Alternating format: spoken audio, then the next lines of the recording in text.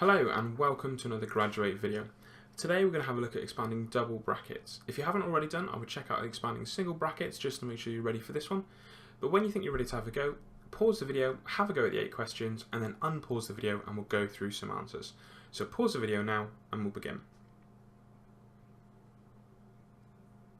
Okay, hopefully you've had enough time then to work through these, okay, and you're relatively confident of your answers.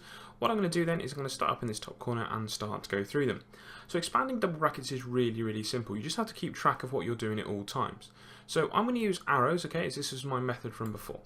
So x is going to multiply, so this x has to multiply by everything over here, and then this needs to multiply by everything over here as well.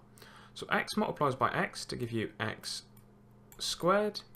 X multiplies by 3 to give you plus 3x. 2 multiplies by x to give you plus 2x. And then 2 multiplies by 3 to give you add 6. At the minute you have half of your marks. What you need to do is have a look at simplifying this centre. So collecting my like terms there, I've got 3x add 2x, it's going to give me 5x. So my final answer is going to be x squared plus 5x plus 6. Okay, so let's move to this question up here. So again, x times x is x squared. X times positive 4 is positive 4x. 6 times by x is plus 6x. And then that last stage then, 6 times by 4 to give you 24. So you've got x squared plus, and then you can simplify this middle bit, so 10x. And then add 24. Okay, let's move over to this question up here then. So slightly different, we've got a negative in here, but we're just going to go through the same steps as last time and just watch what I do as I go through it. X by x is x squared. X by 6 is plus 6x. Now, negative 5 times x is going to be negative 5x. That's me dropping my phone, that's not good. And then minus 5 times by positive 6 is minus 30. Again, look to simplify where you've got like terms in the middle here. So you've got add 6x minus 5x. So when you simplify, you can have x squared. And remember, add 6, take away 5. It's just going to be plus x. You may have written plus 1x, that's absolutely fine. And then minus 30 on the end. Okay, moving over here then. X times x, again, is going to be x squared, and then you're going to have minus 3x plus 3x, and then positive 3 times negative 3 is minus 9.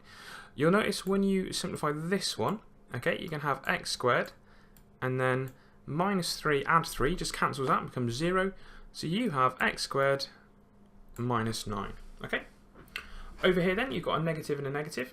So I'm going to have x squared, and then minus 7x, minus 4x, and then minus 7 times minus 4. Negative times a negative is a positive. So that's going to be plus, wow, there we go, plus 28. So simplify this middle part. So you're going to have x squared minus 11x plus 28.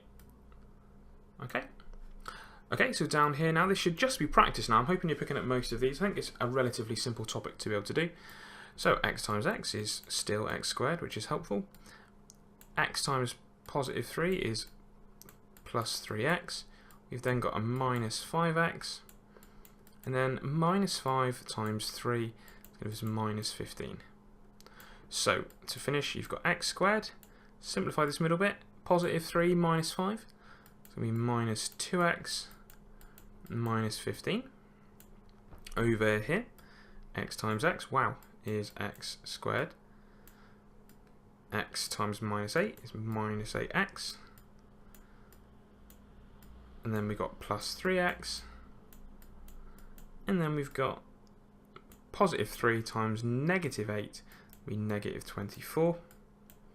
Which is going to give us x squared. Check what happens in the middle.